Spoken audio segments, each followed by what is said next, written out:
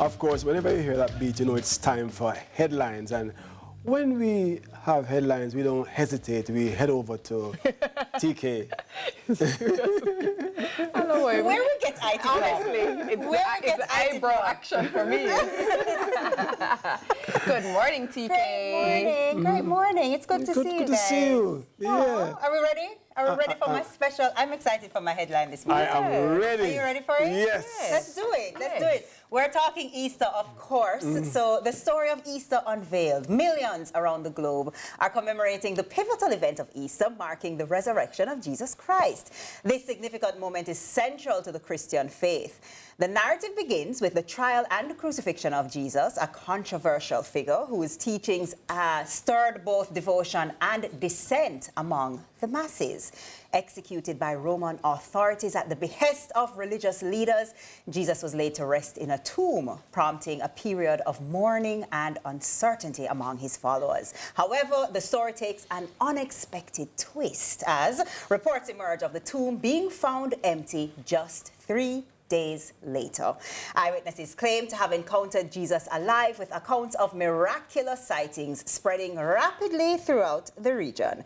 In a press conference held by his disciples Peter and John, the astonishing revelation is confirmed: Jesus Christ has risen from the dead, fulfilling ancient prophecies and offering hope to believers worldwide. The news sends shockwaves through religious circles, igniting a wave of spiritual revival and newfound faith among the faithful. So as Christians gather in churches and homes to celebrate Easter Sunday, the message of resurrection and redemption resonates deeply, reminding believers of the enduring power of faith and the promise of eternal life. So stay tuned as we continue to bring you the latest updates of this historic and transformative event. And of course, happy Easter to all who celebrate it.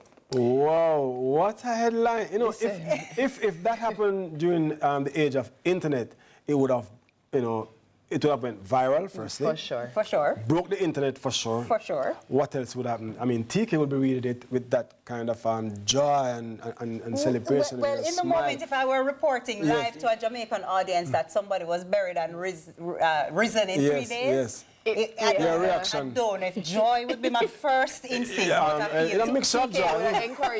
Should encourage the viewers to make sure them spin them rule before they go into any room, because we can't find the person. That's a little strange. That's a little strange, but you know. Yeah, I mean, and speaking about strange, because TK, she was here this year, it's late last year when earthquake happened live and she reacted. So we saw her live reaction, and now, if it is that she was reading this news at that time, what a reaction we would see. But on the back of that headline, I will share that one of my most impactful journeys I've ever made, or trips I've ever taken, was to Jerusalem. And I remember as I had gone through and followed what would have been each of the stations of the cross. And you follow the journey and the path that was taken by Christ according to our word. And you get to I literally went to the tomb. The stone that his body laid on is on display. Wow. You can actually see the blood, the remnants of blood in the carvings of the stone. And for some reason, the stone is absolutely cold to touch.